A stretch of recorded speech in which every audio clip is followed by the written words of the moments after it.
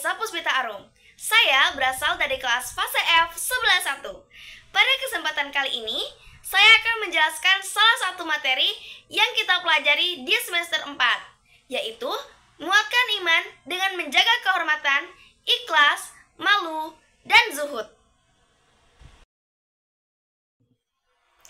Baiklah, tanpa basa-basi, langsung aja kita masuk ke materi yang pertama, yaitu menjaga kehormatan. Apa itu menjaga kehormatan? Maksud dari menjaga kehormatan adalah menjaga harga diri, nama baik, dan kemuliaan diri. Dalam bahasa Arab, menjaga kehormatan disebut juga dengan marwah.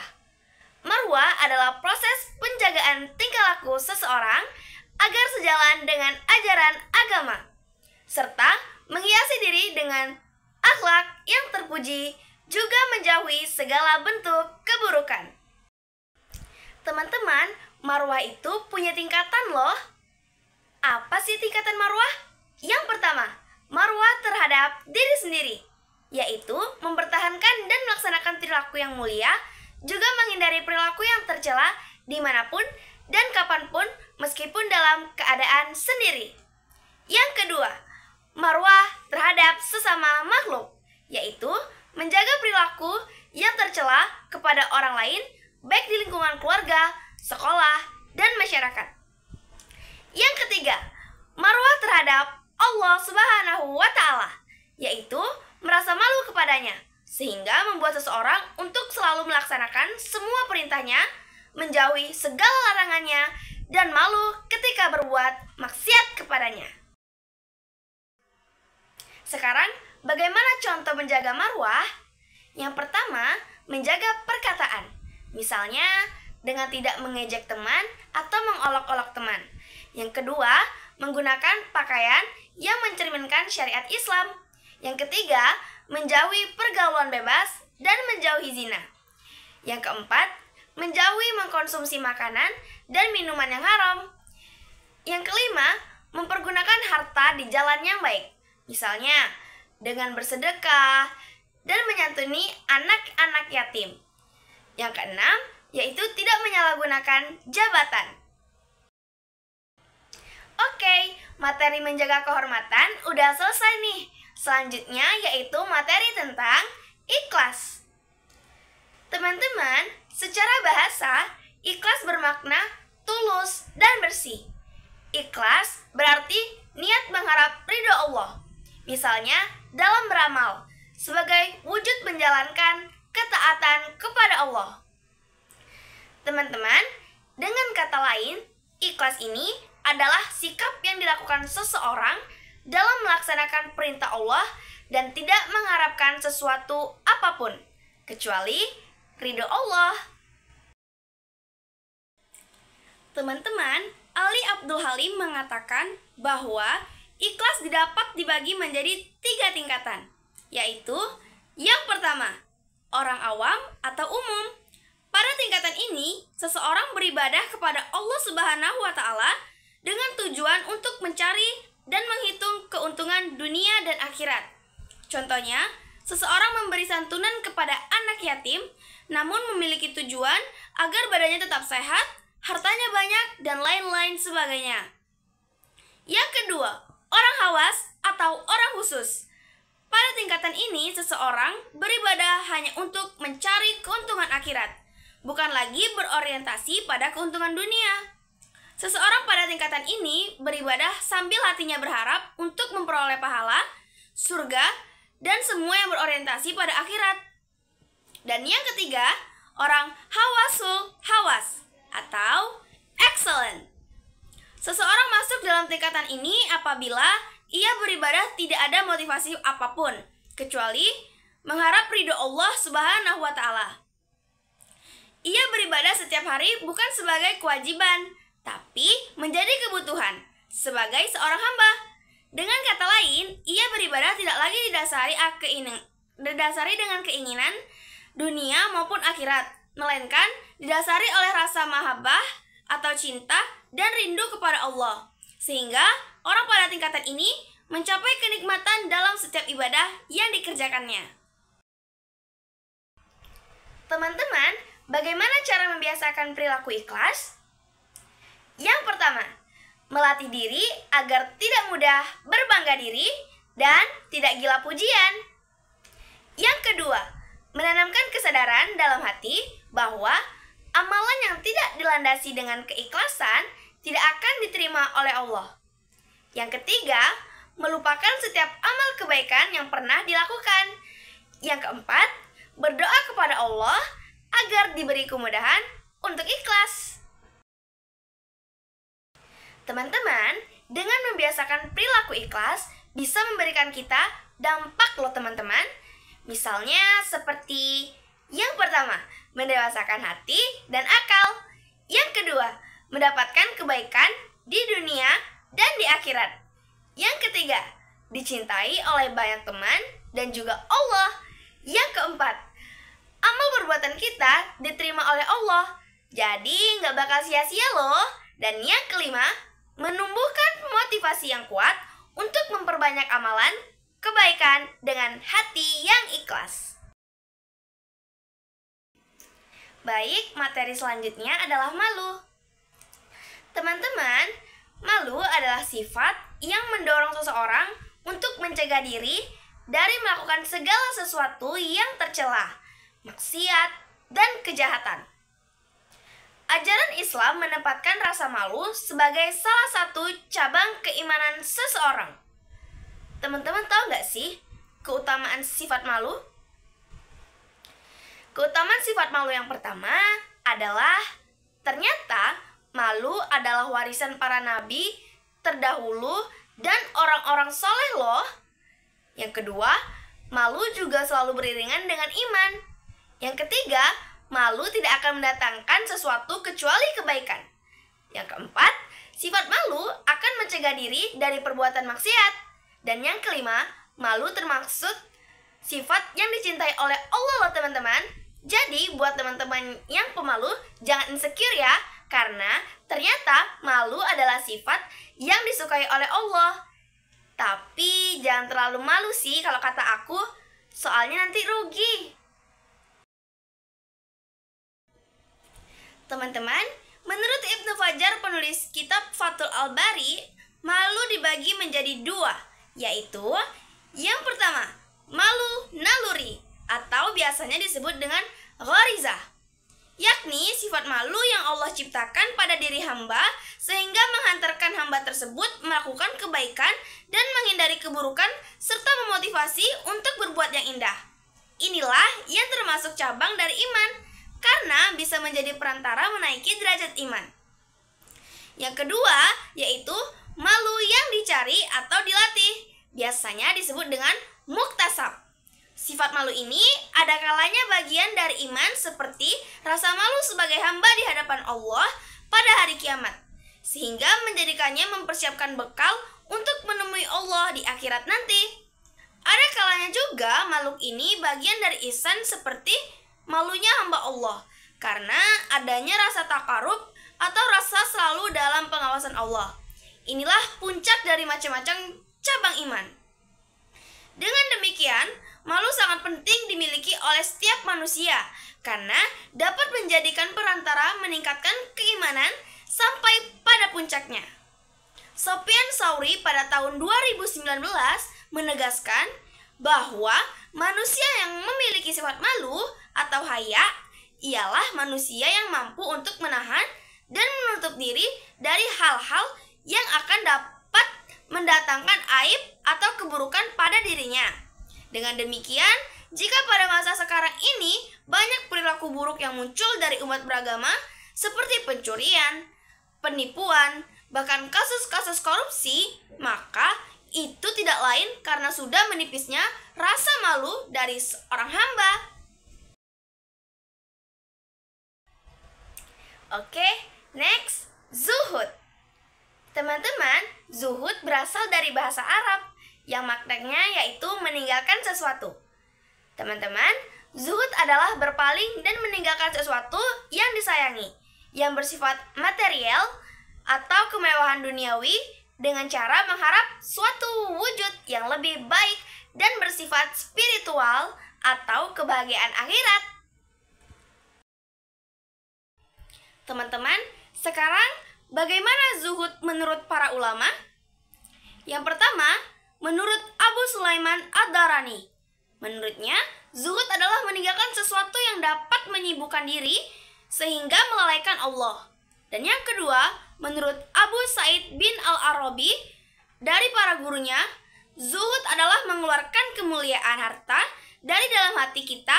Maksudnya, harta yang dimiliki tidak menjadikan hati ini jauh dan lalai dari Allah. Bahkan, ulama lain menambahkan bahwa harta yang kita miliki harusnya dapat menjadi sarana atau alat mendekati diri kepada Allah. Dan yang ketiga, menurut Raghib Al-Asfahani, menjelaskan bahwa zuhud bukan berarti meninggalkan usaha untuk menghasilkan sesuatu seperti yang banyak disalahpahami orang-orang. Karena yang seperti itu mengantarkan pada kerusakan alam dan bertentangan dengan takdir dan peraturan Allah. Menurutnya, orang yang zuhud terhadap dunia adalah orang yang cinta kepada akhirat, sehingga ia menjadikan dunia untuk akhirat, yakni menjadikan harta duniawi untuk kebutuhan dan keperluan akhirat, sehingga harta yang dimiliki dapat mengantarkan kebahagiaan dan manfaat baginya di akhirat kelak. Nah, sekarang bagaimana cara membiasakan perilaku zuhud? Yang pertama, senantiasa membersihkan diri dari hal-hal yang tidak terpuji. Yang kedua, memelihara diri dari perilaku yang tidak bermanfaat. Yang ketiga, senang pada kesederhanaan dan hidup bersahaja. Yang keempat, menjauhkan diri dari sifat rakus dan menumpuk harta. Yang kelima, berperilaku suka bersedekah dan berbuat kebaikan. Teman-teman, zuhud ini tentunya ada manfaatnya juga loh. Apa ya? Yang pertama, berkah dalam kehidupan yang sempurna. Yang kedua, hidupnya akan tentram dan damai. Yang ketiga, mendapatkan pertolongan dari Allah. Yang keempat, akan dimasukkan ke surga. Dan yang kelima, tidak mudah mengalami putus asa atas rezeki yang sudah diterimanya.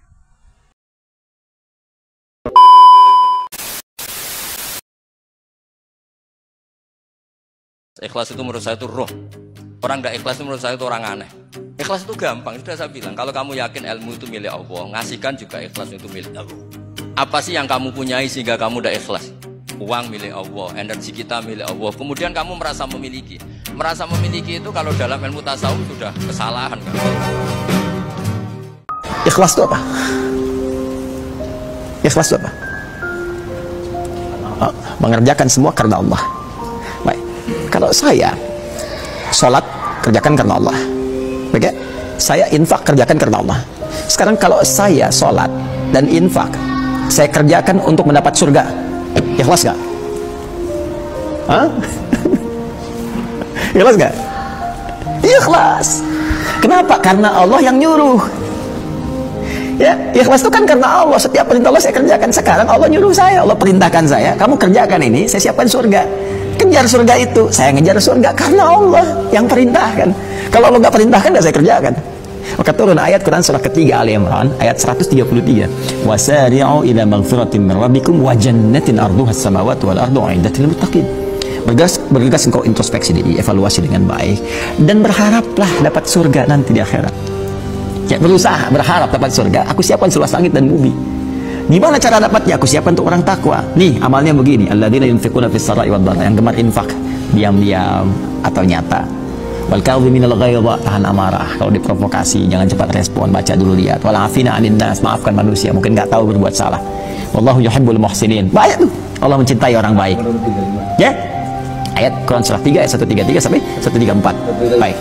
Nah, ini ketika saya lakukan, saya berinfak, kata Allah suruh dapat surga, saya berinfak untuk dapat surga seluas langit dan bumi. Ya, saya sholat, saya tahan amarah untuk dapat surga seluas langit dan bumi. Saya ibadah untuk dapat surga, itu ikhlas. Ya, kenapa disebut ikhlas? Karena Allah yang perintahkan. Walaupun tingkatan keikhlasannya ada tahapan nanti, ada di atasnya lagi. Saya terserah Allah. Yang penting Allah ridha. Yang penting Allah ridha. Mau dikasih surga yang bagaimanapun, yang penting Allah ridha. Mau nggak dikasih pun yang penting Allah ridho, dan mustahil kalau Allah ridho nggak ngasih surga. bersikap zuhudlah di dunia, niscaya engkau akan dicintai oleh Allah. Zuhud itu apa? Lebih percaya dan yakin dengan harta kekayaan Allah dibanding harta dan kekayaan diri kita sendiri. Kita mau masukin 100.000 di kotak masjid aja, mikirnya itu sampai sekian puluh kali. Itu berarti kita lebih yakin kepada duit kita dibandingkan kepada kekayaan Allah. Ketika kita keluarkan 100.000 dari kantong kita, kita masukkan di masjid, kita infakkan, sungguh Allah Azza wa Jalla kuasa untuk mengganti dengan yang berlipat-lipat. Dan kekayaan Allah lebih banyak dibandingkan kekayaan yang kita miliki. Ada seorang ahli zuhud yang bernama Abu Hazim rahimahullah.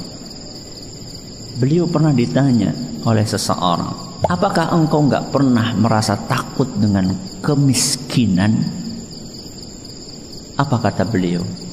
Bagaimana mungkin aku merasa takut miskin, sedangkan Tuanku, yaitu Allah, memiliki apa yang ada di langit, apa yang ada di bumi, apa yang ada di antara langit dan bumi, serta apa yang ada di bawah tanah. Kenapa aku takut miskin? Sholat aja ditunda-tunda, takut dagangannya nanti pas lagi waktu sholat ada yang datang. Takut miskin banget. Yakinlah dengan apa yang ada di tangan Allah, jangan yakin dengan apa yang ada di tangan orang lain. Waktunya sholat, sholat. Waktunya ngeluarin zakat, keluarin zakat. Jangan karena kita takut harta kita berkurang, kemudian kita tidak tunaikan perintah Allah. Salah besar. Zuhud itu adalah ketika kita punya sesuatu, kemudian Allah perintahkan sesuatu itu untuk kita keluarkan, kita keluarkan karena kita yakin bahwa Allah Azza wa Jalla memiliki yang lebih banyak dibandingkan yang kita miliki, apalagi yang kita keluarkan. Orang yang zuhud dengan dunia, dia sadar bahwa uang yang hilang, ayah yang wafat, anak yang wafat, bisnis yang gagal, itu semua dunia. Ketika Allah menghendaki itu diambil, pasti ada hikmahnya. Sehingga orang yang zuhud, ketika dia ditimpa musibah, dia siap dan tegar untuk menghadapi musibah tersebut. Karena dia yakin bahwa di balik musibah ini, di balik kehilangan ini, dia akan kedatangan sesuatu yang lebih berharga dibandingkan yang hilang. Pahala dari Allah Subhanahu wa Ta'ala. Bukan dia tidak sedih, wajar. Masa dia tinggal wafat oleh istri, oleh anak, oleh ayah, oleh ibu, nggak sedih? Wajar sedih, manusiawi. Tapi kesedihan dia tidak kemudian membuat dia menjadi mencak-mencak, jengkel-jengkel, nggak ridho dengan takdir Allah. Dia tetap berusaha menerima takdir itu. Dia berusaha bersabar karena dia tahu, dia sadar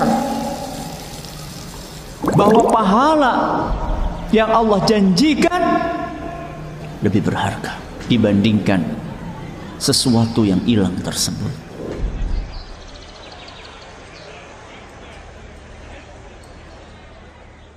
Zuhud sebenarnya teman-teman sekalian adalah mendahulukan akhirat dari dunia. Ini definisi yang benar. Tadi kan yang awal yang salah, meninggalkan dunia untuk akhirat. Ini yang salah. Di dunia boleh ditinggalkan. Karena dalam surah Al-Qasas ayat 88 Allah mengatakan, A'udzubillahi minasyaitonirrajim, wabtaghi fima ataqallahu daral akhirah wa la tansa nasibaka minad dunya. Jangan lupa bagianmu, kejar bagianmu yang Allah janjikan di akhirat, surga, dan jangan lupakan bagianmu dari dunia. Boleh orang nikmatin dunia itu. Nabi SAW paling gemar makan paha kambing, gitu kan? Pernah memang Nabi di rumahnya pernah kehabisan makanan, iya. Tapi ini bukan berarti Nabi miskin. Enggak. Nabi SAW waktu melamar Khadijah itu memberikan mahar 20 ekor unta. Berarti Nabi SAW kasih mahar 200 juta kepada Khadijah. Nabi SAW orang mampu, bukan orang tidak mampu. Tapi beliau suka bersedekah, beliau suka sederhana. Ketahuilah, di dalam Al-Quran ada sebuah kisah tentang malu. Dalam surah Al-Qasas ayat ke-25, Allah Subhanahu wa Ta'ala berfirman, فَجَاءَتْهُ إِحْدَاهُمَا تَمْشِي عَلَى اسْتِحْيَاءٍ قَالَتْ إِنَّ أَبِي يَدْعُوكَ لِيَجْزِيَكَ أَجْرَ مَا سَقَيْتَ لَنَا. Yang artinya, kemudian datanglah kepada Musa salah seorang dari kedua perempuan itu berjalan dengan malu-malu dan berkata, sesungguhnya ayahku mengundangmu untuk memberi balasan sebagai imbalan atas kebaikanmu memberi minum kepada ternak kami. Sahabat, para perempuan ini datang dengan mengemban tugas dari ayahnya, berjalannya seorang gadis yang suci dan terhormat ketika menemui laki-laki, tidak genit, juga tidak angkuh. Namun ada rasa malu tampak ketika mereka berjalan, artinya tetap ada rasa untuk menjaga jarak, dan semua itu timbul dari fitrahnya yang bersih dan lurus. Gadis yang bersih dan lurus pasti merasa malu dengan fitrahnya ketika bertemu dengan kaum laki-laki yang berbicara dengannya. Namun karena kesuciannya, karena keistiqamahannya, perempuan ini tidak panik. Karena kepanikan seringkali menimbulkan dorongan, godaan, atau yang lain-lain. Jadi para perempuan ini ketika bertemu dengan Nabi Musa alaihissalam berbicara sesuai dengan yang dibutuhkan, tidak lebih daripada itu, singkat padat jelas. Sahabat, al-haya'u la ya'ti illa bi khairin. Malu lagi-lagi tidak mendatangkan sesuatu kecuali kebaikan. Malu yang seperti apa? Malu yang menghalangi seseorang dari mengerjakan perbuatan buruk dan mendorongnya agar berakhlak mulia. Dan dalam konteks ini, malu itu termasuk bagian dari iman. Sehingga, ketahuilah, siapa saja yang memiliki rasa malu hingga mewarnai seluruh amalnya, niscaya dia pasti akan selalu terjaga kehormatannya. Wallahu a'lam.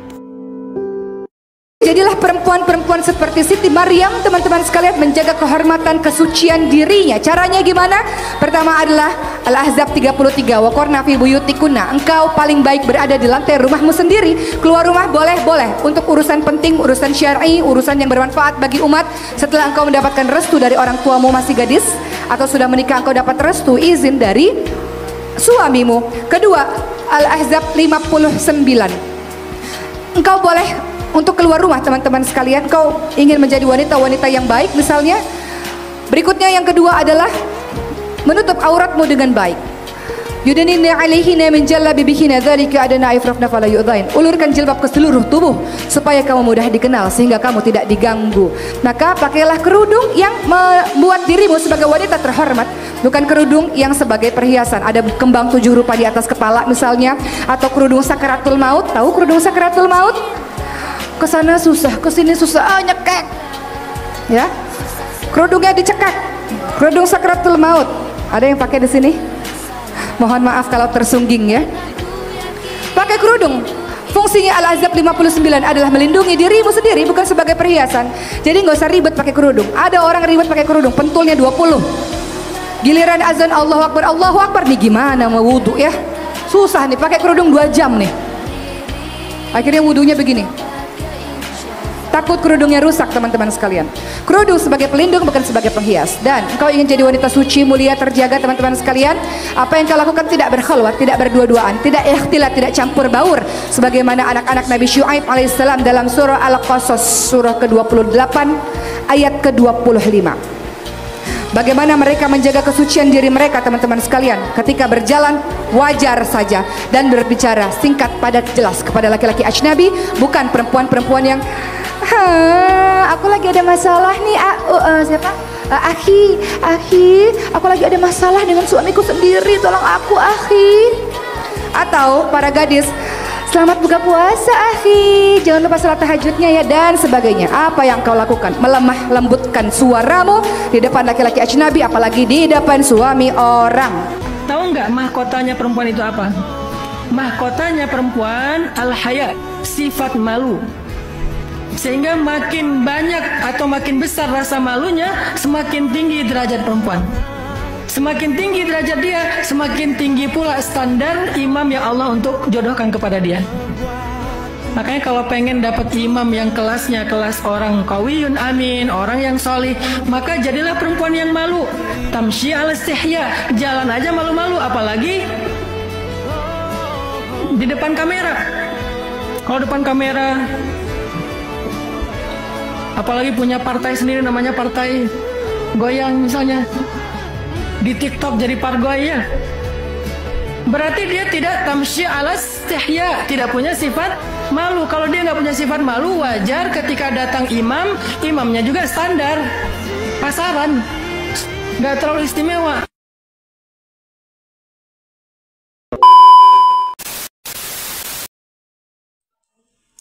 Baik teman-teman, sekian penjelasan dari saya mengenai materi yang kita pelajari pada semester 4 ini. Semoga apa yang saya sampaikan dapat bermanfaat bagi teman-teman semua. Saya akhiri dengan terima kasih. Wassalamualaikum warahmatullahi wabarakatuh.